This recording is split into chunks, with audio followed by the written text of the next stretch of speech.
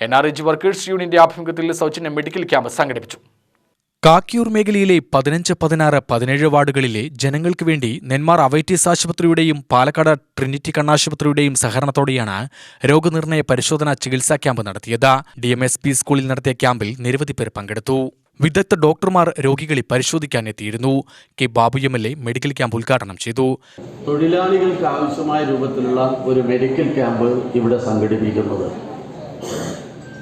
ഒരു trade union എന്ന നിലയിൽ ഇത്തരത്തിലൊരു മെഡിക്കൽ ക്യാമ്പ് സംഘടിപ്പിക്കാൻ വേണ്ടി മുന്നോട്ട് വന്ന സംഘടനയുടെ എല്ലാ ഭാരവാഹികളെയും ഞാനൊരു ജനപ്രതിനിധി എന്ന നിലയിൽ അഭിവാദ്യം ചെയ്യുന്നു, ആശംസകളും അറിയിക്കുകയാണ്. സ്വാഭാവികമായും ദേശീയ ഗ്രാമീണ തൊഴിലുറപ്പ് തൊഴിലും അതിൻ്റെ ഇന്നത്തെ അവസ്ഥയെക്കുറിച്ച് ഞാൻ പ്രതിപാദിക്കുന്നില്ല.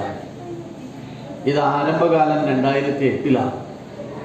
അന്ന് ആരംഭിക്കുമ്പോഴുണ്ടായിരുന്ന ആശങ്ക 125 രൂപ തൊഴിൽ കിട്ടും, 100 ദിനത്തെ തൊഴിൽ കിട്ടും എന്നൊക്കെ ആയിരുന്നു. പക്ഷേ കുളത്തിലിറങ്ങി ചേറ് എടുത്തിട്ടുള്ള ആളുകൾക്ക് 45 രൂപയ്ക്കധികം പോയില്ല. ഇപ്പോൾ അതല്ല, എനിക്ക് തോന്നുന്നത് ഇപ്പോൾ 369 രൂപ 69 രൂപ. കൊടുവായൂർ ഗ്രാമപഞ്ചായത്ത് പ്രസിഡന്റ് V. പ്രേമസുകുമാരൻ അധ്യക്ഷയായി.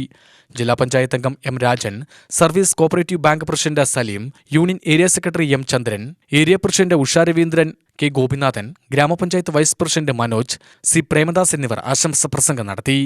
Union panchayat committee president K. Ravichandran സ്വാഗതവും പ്രേമ നന്ദിയും പറഞ്ഞു.